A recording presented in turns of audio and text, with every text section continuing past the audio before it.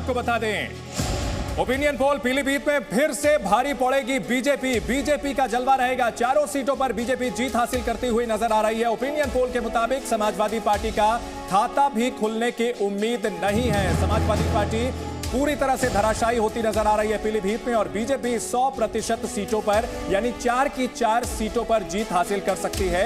और रुहेलखंड जहां की 4 जिलों में 25 सीटें हैं, बीजेपी को 51% वोट मिलते हुए हमने आपको बताया है ओपिनियन पोल में। 51% का मतलब है कंप्लीट डोमिनेशन, पूरी तरह से एक छत्र राज होता हुआ दिख रहा है। और पीलीभीत में अदिति बिल्कुल, और रतिभान जी और अतर हुसैन जल्दी एक कमेंट में लूंगी। पीलीभीत के लिहाज से, इस डिस्ट्रिक्ट के लिहाज से तस्वीर तो हम दिखा रहे हैं जहां पर मानव और इंसान और जानवर के बीच का एक संघर्ष है जो अपने आप में बहुत कुछ कहता है। जल्दी से रतिभान जी, पीलीभीत डिस्ट्रिक्ट के लिहाज से, 4 सीटों के लिहाज से कौन से मुद्दे और कौन से फैक्टर्स जो है वो डिसाइड करें? जल्दी रतिभान जी और अतर हुसैन जल्दी। पीलीभीत है वो किसान प्रभावित जिला है, किसानों का इम्पैक्ट है, और खास तौर से जो सिख कौम है वो वहाँ भारी है।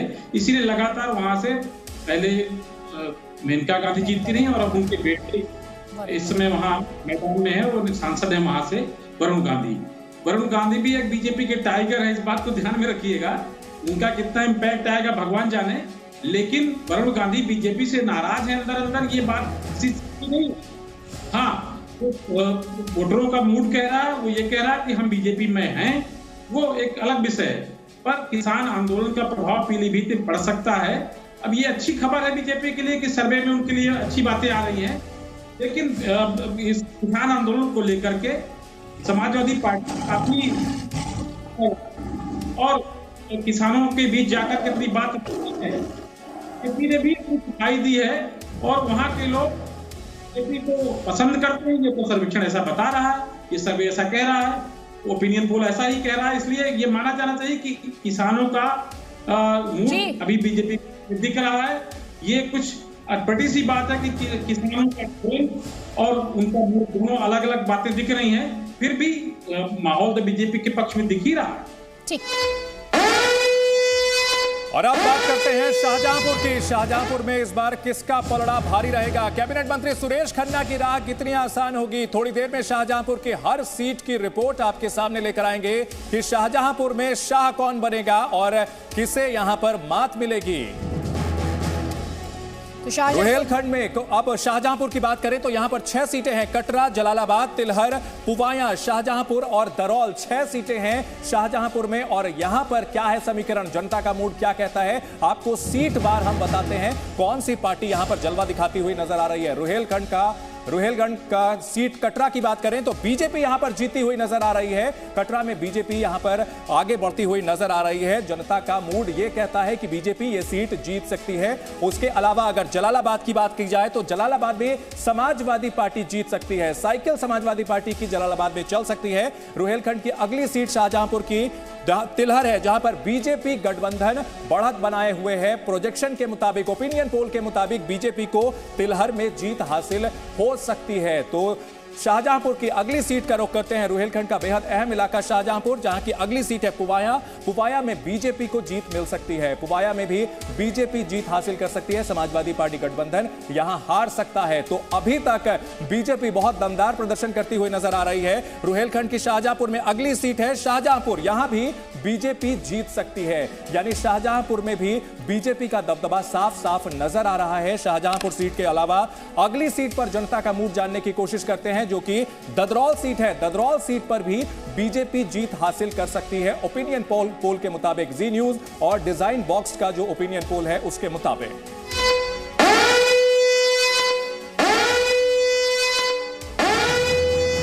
ओपिनियन पोल के मुताबिक शाहजहांपुर में बीजेपी को बड़ी बढ़त मिलती हुई बीजेपी गठबंधन बड़ी जीत हासिल कर सकता है। शाहजहांपुर जिले में 6 में से 5 सीटों पर बीजेपी गठबंधन जीत हासिल कर सकता है। तिलहर से एसपी के रोशन लाल कड़ी टक्कर दे रहे हैं।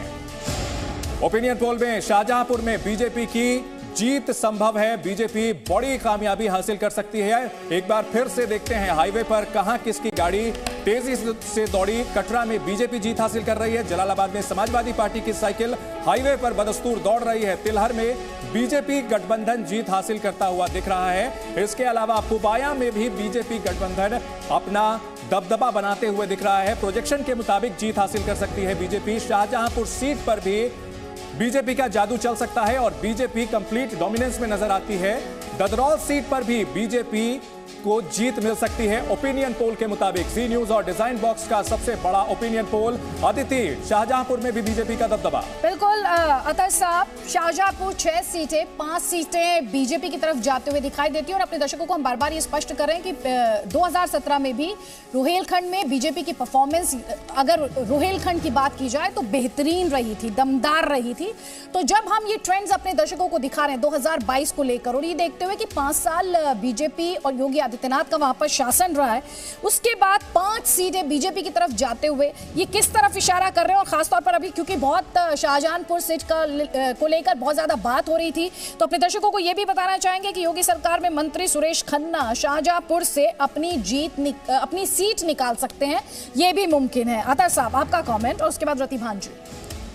जी आदित्य जी, सबसे बड़ी बात यह है कि वहां से 2 मंत्री हैं इस समय योगी सरकार में। एक तो सुरेश खन्ना है जो 9 बार से चुनाव लड़ रहे हैं और 6 बार करीब जीते हैं। वो बड़े नेता हैं भारतीय जनता पार्टी के, योगी सरकार में महत्वपूर्ण मंत्री है। दूसरे हैं उनके बेटे जितेंद्र प्रसाद जी के बेटे जितेंद्र प्रसाद जी बड़े नेता रहे हैं, वहां के राज परिवार से आते हैं, ब्राह्मण परिवार से भी हैं। तो जो जाति समीकरण के हिसाब से देखें और जो सोशल फैक्टर उसके हिसाब से देखें तो दोनों का मिला जुला काम्बो है जो इसमें रिफ्लेक्ट कर रहा है ओपिनियन पोल में। शाहजहांपुर बीजेपी के लिए आसान है। ये एक सीट बीएसपी जो समाजवादी पार्टी जो ले जाती दिखाई पड़ रही, जलालाबाद सीट, ये ठीक है, कौशल राज जी वहां मजबूती से उतरे हैं। और बीजेपी, हालांकि समाजवादी पार्टी इस बात का दावा कर रही है कि हम वहां और सीटें जीतेंगे, लेकिन सच ये है कि वहां समाजवादी पार्टी ने बहुत मेहनत नहीं की है। वहां भारतीय जनता पार्टी घर घर पहुंची है और भारतीय जनता पार्टी ने अपने पुराने नेता जो उनके रहे हैं सुरेश खन्ना जी और नए नेता जो बीजेपी में आए हैं जितेंद्र प्रसाद जी, इन दोनों का कॉम्बो बनाकर जिस तरह से एक आधार मजबूत किया है, उससे संभव है कि बीजेपी काफी अच्छी मजबूती वहां हासिल करे और ओपिनियन पोल ऐसा कह भी रहा है। अतर साहब, रतिमान जी कह रहे हैं कि जितेंद्र प्रसाद और सुरेश खन्ना का इंपैक्ट दिख रहा है। बीजेपी का कार्डर ग्राउंड पर मौजूद है। समाजवादी पार्टी वीक है, लेकिन समाजवादी पार्टी यहां पर इंपैक्ट क्यों नहीं डाल पा रही है? देखिए, आपके ओपिनियन पोल के हिसाब से जो प्रोजेक्शंस हैं वो बता रहे हैं कि वहां पे समाजवादी पार्टी वीक दिख रही है। पर रहा सवाल जितेंद्र प्रसाद का, मैं इसमें एक बात ऐड कर दूं। 2017 में जब समाजवादी पार्टी और कांग्रेस का अलायंस हुआ था, तो उस अलायंस में कांग्रेस की तरफ से जो लीड ली थी एज अ लीडर, वो जितेंद्र प्रसाद ने ली। और जितेंद्र प्रसाद ने इस इलाके में तिलहर की सीट अपने लिए रखी थी और समाजवादी पार्टी हमेशा तिलहर की सीट उसकी सेफ सीट मानी जाती थी। उन्होंने जितेंद्र प्रसाद को दी। वो जितेंद्र प्रसाद वो सीट 12,000 वोट से हार गए थे समाजवादी पार्टी के लाइन पे। इस बार ये बहुत देखना जरूरी होगा कि वो जो रोशन लाल, जो लोध समाज से, जो ट्रेडिशनली बीजेपी का वोट कहा जाता है, वो वहां से कैंडिडेट हैं। तो वो मुझे लगता है, जो मेरे पास फीडबैक है, आपका भी सर्वे कह रहा है, आपके यहाँ एक अभी स्टोरी चली थी कि शायद वो कांटे की टक्कर दे रहे हैं। तो अगर वो तिलहर की सीट जितेंद्र प्रसाद नहीं बचा पाते, तो ये जितेंद्र प्रसाद के आने से उनका क्या फायदा है भाजपा को देखने को मिलेगा। तो उनका वो प्रभाव अब नहीं रहा है। हाँ, भाजपा का अपना ट्रेडिशनल वोट है। सुरेश खन्ना जी की बड़ी अच्छी छवि है। वो शाहजहांपुर शहर में हर वर्ग में लोकप्रिय हैं, ये सब जानते हैं। और खासतौर से एक ऐसी कुछ सीटें होंगी जहाँ पे मुसलमान भी, जो कहा जाता है भाजपा को वोट नहीं देता है, वहाँ पे ठीक ठाक बड़ा परसेंटेज सुरेश खन्ना के साथ जुड़ा हुआ है। तो और दूसरा जो कास्ट कॉम्बिनेशन है इस बेल्ट में, वहाँ पे जो कुर्मी वोटर है उसका भी बहुत प्रभाव है। और ये देखना है कि कुर्मियों में जो यादव के बाद जो सबसे बड़ी ओबीसी कास्ट है, तो कौन भाजपा क्या उसको अपने साथ जोड़ने में सफल रही है, जबकि कृष्णा पटेल जो कुर्मियों की पार्टी कही आती है अपना दल, वो अब समाजवादी पार्टी के साथ हैं। उनकी जो मां है अनुप्रिया पटेल थी। तो इन सब चीज फैक्टर्स पे अभी वहाँ पे चीजें सामने आएंगे। हम अपने दर्शकों को यहाँ पर एक बार फिर से बताना चाहेंगे, हम आपको रुहेलखंड की 25 सीटों का ये ओपिनियन पोल दिखा रहे हैं। जी न्यूज की स्क्रीन को आप ध्यान से देखिए। एक एक सीट पर कौन लीड कर रहा है, किसे जीत मिल सकती है, किसे हार मिल सकती है। स्क्रीन के एक तरफ आप वो देख पा रहे हैं और दूसरी तरफ आप ये इंफॉर्मेशन भी देख पा रहे हैं कि किस तरह सीटों का प्रोजेक्शन, अगर हमारे ओपिनियन पोल की बात की जाए तो किस तरह सीटों का प्रोजेक्शन है। तो एक तरफ एक एक सीट पर कौन सी पार्टी लीड करते हुए किस पार्टी के खाते में जीत आ सकती है, और दूसरी तरफ किस पार्टी को रोहेलखंड रीजन से कितनी सीटें मिलने वाली हैं और मुद्दे क्या रहे हैं। चंदन बताइए। बिल्कुल, रोहेलखंड के मुद्दे अदिति क्या रहेंगे अपने दर्शकों को बताते हैं। सबसे पहले सांप्रदायिक हिंसा का मुद्दा है, बड़ा मुद्दा है सांप्रदायिक हिंसा में रोहेलखंड का मुद्दा। सांप्रदायिक हिंसा, दो समुदायों के बीच वैमनस्य, सांप्रदायिक हिंसा का मुद्दा है। इसके अलावा बेरोजगारी एक बड़ा मुद्दा है, बेरोजगारी का मुद्दा जो कि काफी प्रमुखता से उठेगा। इसके अलावा महंगाई है, महंगाई का मुद्दा बहुत बड़ा है, महंगाई काफी बड़ी है, खाने पीने का सामान महंगा हुआ है। खराब सड़कें, ये भी एक बहुत बड़ा मुद्दा है रोहेलखंड में। इसके अलावा बाढ़ का मुद्दा है, ये इलाका तराई का इलाका है और यहाँ पर बाढ़ एक बड़ा मुद्दा बनती है। इसके अलावा बुनियादी सुविधाओं का अभाव है, यहाँ पर ये एक बहुत बड़ा मुद्दा है, बुनियादी सुविधाओं की कमी है। ट्रैफिक जाम है, वो भी एक बहुत बड़ी समस्या है और जिससे लोग निजात पाना चाहते हैं। ट्रैफिक जाम की समस्या वो भी चाहते हैं लोग कि ठीक हो। इसके अलावा दूषित पानी की समस्या भी बहुत बड़ी समस्या है लोगों के लिए, तो लोगों को पीने का साफ पानी मिले, लोग ये चाहते हैं। इसके अलावा अन्य समस्याएं भी हैं, किसानों से जुड़ी हुई समस्याएं हैं क्योंकि ये किसानों का इलाका है, बहुत ही उपजाऊ इलाका है, जैसा कि हमारे मेहमान भी बता रहे थे। आवारा पशु काफी यहां पर आतंक मचाते हैं और यही तमाम मुद्दे हैं। छोटे कारोबारियों के मुद्दे हैं अदिति, बहुत बड़े मुद्दे हैं ये, जिनको लेकर के इस बार रोहेलखंड की जनता वोट देने का मन बना रही है। प्रतिभान जी, हमने बाकायदा एक लिस्ट और सूची दिखाई है हमारे दर्शकों को कि कौन से मुद्दे हैं जो डोमिनेट कर रहे हैं। जब ये ओपिनियन पोल किया गया, लोगों के जहन में कौन से बड़े मुद्दे रहे, ये जो पूरी सूची है जिसमें सांप्रदायिक हिंसा, बेरोजगारी, महंगाई, खराब सड़कें, बाढ़, बुनियादी सुविधाओं का अभाव, छोटे कारोबारियों के मुद्दे या फिर आवारा पशुओं का मुद्दा, इनमें आपके हिसाब से सबसे ज्यादा वोटर की चॉइस को कौन ड्राइव कर रहा है? देखिए, वोटर्स की चॉइस तो अलग अलग जगह पे अलग अलग है। कहीं आवारा पशुओं का मसला है तो कहीं महंगाई है। महंगाई और जो आवारा पशु हैं वो करीब करीब सब जगह प्रभावित हो रहे हैं, लेकिन असल बात ये। प्रतिभान जी की आवाज हम तक नहीं पहुंच पा रही है। अतः साहब, अगर आप इस सवाल का जवाब देना चाहें तो। देखिए, जो रूरल मतलब ग्रामीण इलाके हैं वहाँ पे जरूर किसान का मुद्दा बहुत बड़ा मुद्दा है, और अर्बन एरियाज में जो कहा जाए कि रोजगार है, अनएम्प्लॉयमेंट है, पर कुल मिला के ये वो इलाका है रोहिलखंड जहाँ पे एक बड़ी आबादी मुसलमानों की भी है। तो कहीं ना कहीं भाजपा जो एक खासतौर से अगर पोलराइजेशन वाली जो पॉलिटिक्स हम जिसको कहते हैं, तो उसका भी फायदा भाजपा को मिल सकता है। मुस्लिम वोट और अर्बन एरियाज में खासतौर से जो कंसर्न्स हैं वो सिविक अभी आपने पोलराइजेशन का जिक्र किया, कैसे पोलराइजेशन उस रीजन में किया जा रहा है, थोड़ा सा आप और डिटेल में हमारे दर्शकों को समझाएं, क्योंकि ध्रुवीकरण पर बात तो लगातार पश्चिमी उत्तर प्रदेश में की ही जा रही है।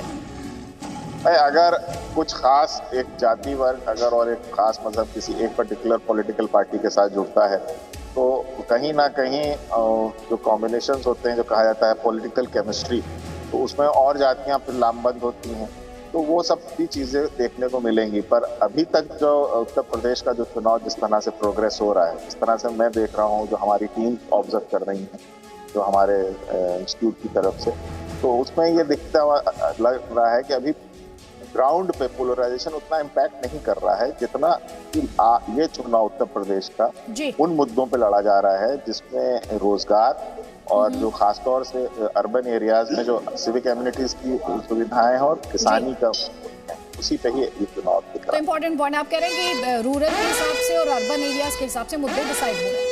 इस वक्त की बड़ी खबर, शाहजहांपुर से सुरेश खन्ना जीत सकते हैं। योगी सरकार के मंत्री सुरेश खन्ना जीत सकते हैं शाहजहांपुर से। बड़ी खबर, ये ओपिनियन पोल के मुताबिक बता रहे हैं कि इसके अलावा आंवला से पूर्व मंत्री धर्मपाल सिंह की भी जीत की उम्मीद है। बहेड़ी से मंत्री छत्रपाल गंगवार की सीट खतरे में है। बरेली कैंट से हार सकती हैं समाजवादी पार्टी की सुप्रिया आयरन, ये हैं हेवीवेट्स जो कि दिग्गज नेता हैं। बदायूं से मंत्री महेश गुप्ता की जीत की संभावना है। ये तमाम बड़े नेता हैं जो कि इस रोहेलखंड इलाके से आते हैं, और कौन सी सीट को जीत सकते हैं, किस नेता का की सीट फंस सकती है। सुरेश खन्ना जीतते हुए नजर आ रहे हैं। सुरेश खन्ना दिग्गज मंत्री हैं और वित्त मंत्री हैं योगी सरकार में, उनकी सीट यहां पर आराम से निकलती हुई नजर आ रही है। हमारे मेहमान भी बता रहे हैं कि काफी लोकप्रिय हैं, जनता के बीच उनकी छवि काफी अच्छी है। वीवीआईपी सीट में अगली सीट है धर्मपाल सिंह की, बीजेपी की, यह भी सीट निकलती हुई नजर आ रही है। धर्मपाल सिंह भी अपनी सीट निकालते हुए नजर आ रहे हैं। वीवीआईपी सीट में अगली सीट कौन सी है?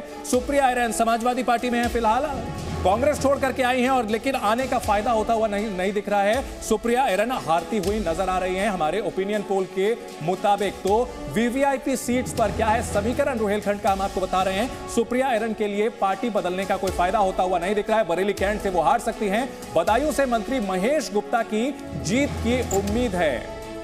वीवीआईपी सीट पर अगर बात की जाए तो बरेली कैंट से हार सकती हैं एसपी की सुप्रिया ऐरन, वहीं मंत्री महेश गुप्ता बदायूं से जीत सकते हैं। रुहेलखंड के दिग्गजों का हम आपको बता रहे हैं, जनता का मूड क्या कहता है, उनका भविष्य क्या हो सकता है, लेकिन असल नतीजा 10 मार्च को आएगा। हमने सिर्फ जनता का मूड जानने की कोशिश की है। ओपिनियन पोल है ये जी न्यूज और डिजाइन बॉक्स का। सुप्रिया ऐरन की सीट फंसती हुई नजर आ रही है। बरेली कैंट जनता का मूड यह कह रहा है कि जनता का मिजाज उनके खिलाफ है और सुप्रिया ऐरन हार सकती हैं। उन्होंने पार्टी बदली है, कांग्रेस छोड़कर के समाजवादी पार्टी में आई हैं, लेकिन बरेली कैंट पर इस बदलाव का उन्हें फायदा होता हुआ नहीं दिख रहा है।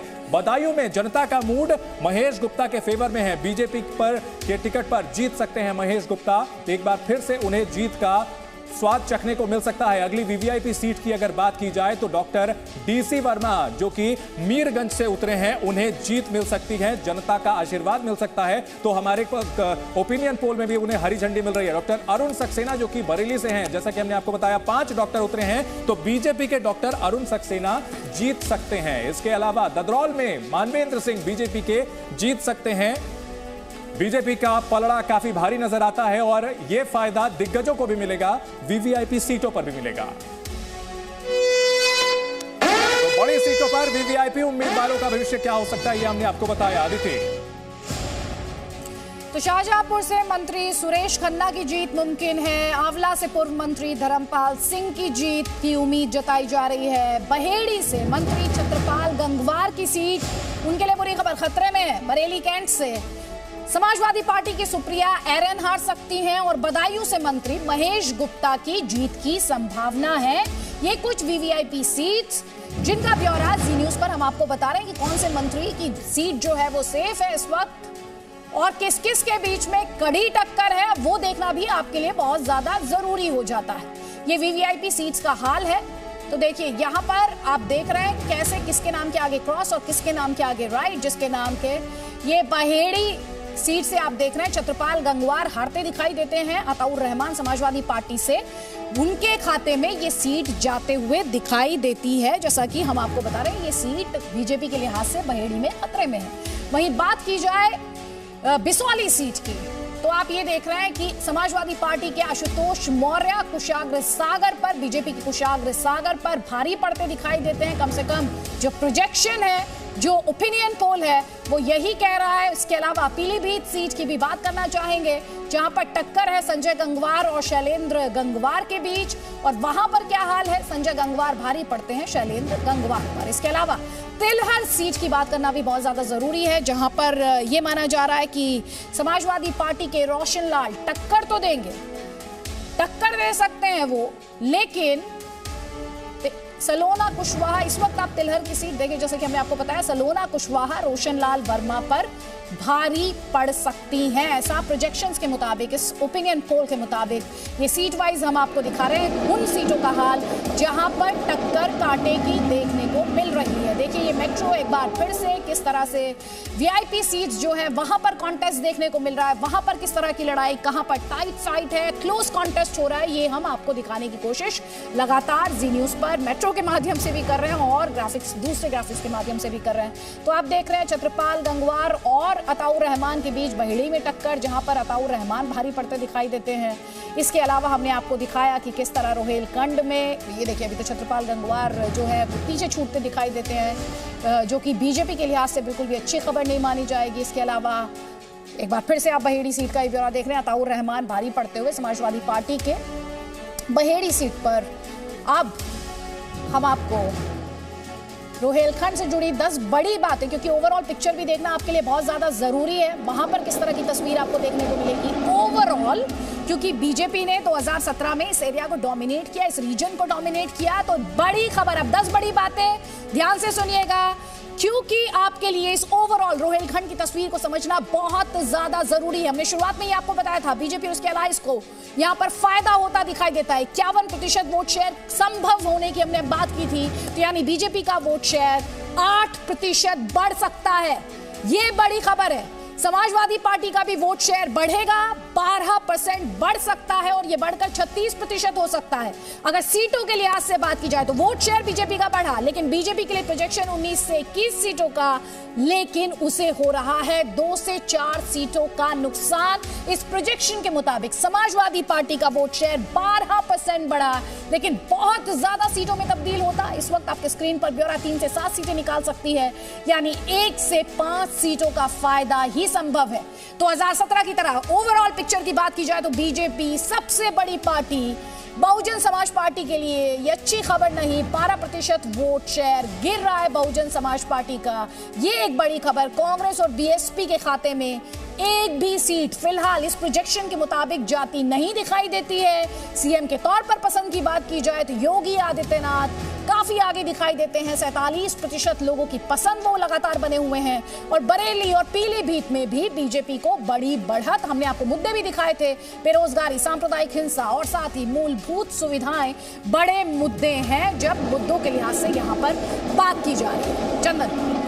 बिल्कुल, तो अगर रोहेलखंड की बात की जाए तो यह मुकाबला पूरी तरह से दो तरफा होता हुआ दिख रहा है। किसे कितनी सीटें मिल रही हैं? 25 सीटें हैं रोहेलखंड में 4 जिलों में। किसे कितनी सीटें मिल सकती हैं अपने दर्शकों को हम बताते हैं। हमारे ओपिनियन पोल के मुताबिक किसे कितनी सीटें मिल सकती हैं? बीजेपी और गठबंधन को 19 से 21 सीटें यहां पर मिलती हुई दिख रही हैं, यानी बहुत बड़ी बढ़त मिलती हुई दिख रही है। हालांकि 2017 के मुकाबले थोड़ी कमी आ सकती है, लेकिन फिर भी काफी पलड़ा भारी है। समाजवादी पार्टी को 3 से 7 सीटें रोहेलखंड की 25 सीटों में से मिल सकती हैं। पिछली बार से प्रदर्शन बेहतर जरूर है, लेकिन बहुत ज्यादा नहीं। बीएसपी में बहुत बड़ा नुकसान, बीएसपी को खाता भी खुलता हुआ यहां पर नहीं दिख रहा है। पार्टी अतीत में यहां अच्छे वोट हासिल करती रही है, लेकिन बहुत नुकसान। कांग्रेस का भी वही हाल, खाता खुलना भी मुश्किल नजर आ रहा है। लेकिन हम बार बार यह कह रहे हैं कि यह ओपिनियन पोल है, जनता का मूड हमने भांपने की कोशिश की है। अन्य के खाते में भी ज्यादा सीटें नहीं, 0 सीटें जाती हुई नजर आ रही हैं। मुख्य मुकाबला बीजेपी और समाजवादी पार्टी गठबंधनों के बीच नजर आ रहा है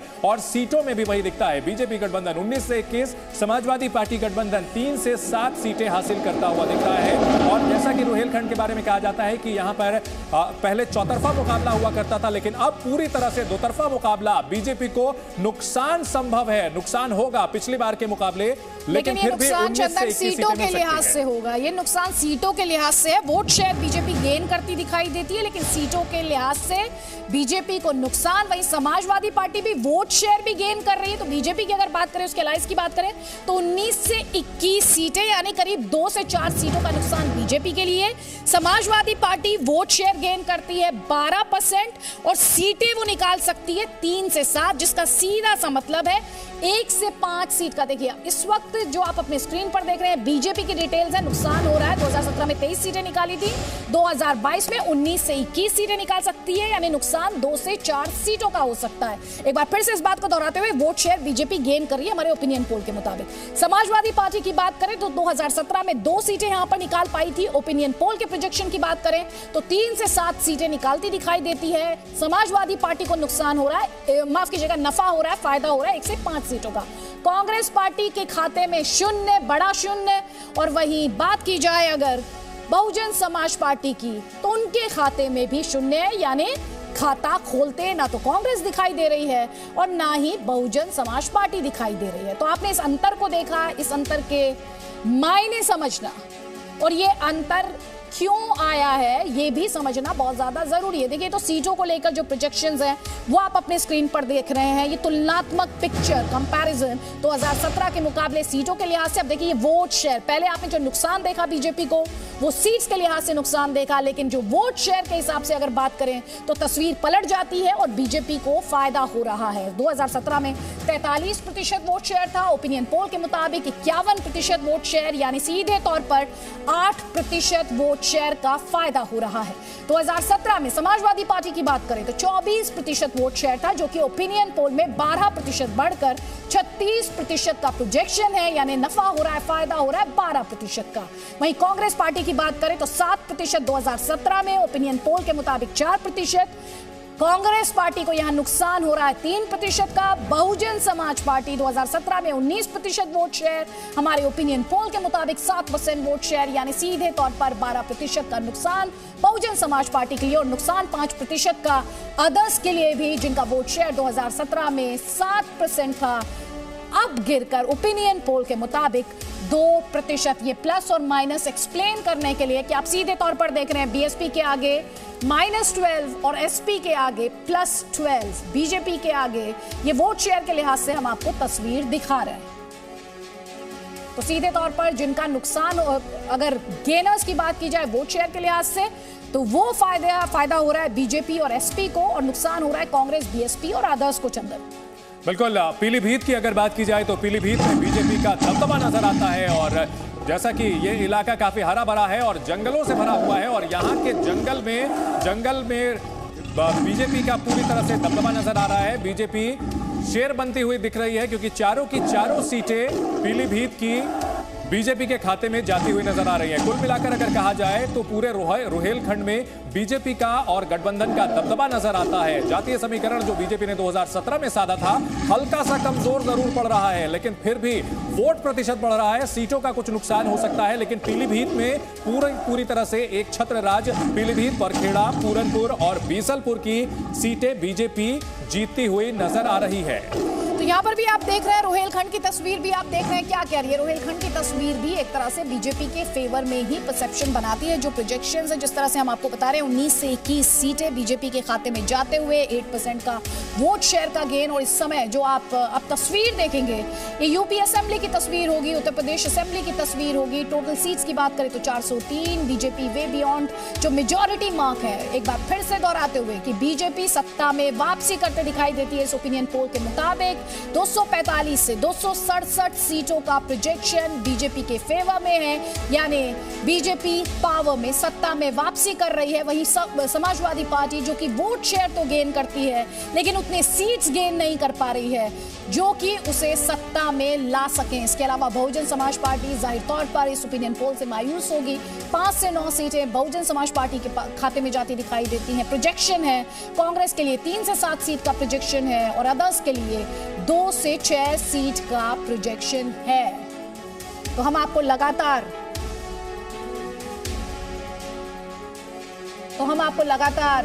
दिखा रहे हैं कि किस तरह की तस्वीर उत्तर प्रदेश असेंबली में उभर कर आ सकती है। हमने आपको पश्चिमी उत्तर प्रदेश की तस्वीर दिखाई थी, और आज हमने आपको रोहेलखंड की तस्वीर दिखाई है। कल आप तैयार रहिएगा, क्योंकि हम आपको उत्तर प्रदेश से अवध की तस्वीर दिखाएंगे, और साथ ही हम आपको दिखाएंगे मणिपुर और गोवा में क्या संभव है, कौन जीत रहा है, कौन हार रहा है। पूरे डिटेल्स जी न्यूज ये बड़ा ब्रॉडकास्ट, स्पेशल ब्रॉडकास्ट लेकर आएगा, देखना ना भूलिएगा आप। अभी भी खबरें जारी हैं लगातार जी न्यूज पर, आप रहिए हमारे साथ। Presenting V News app available on Google Play and App Store. Download it now.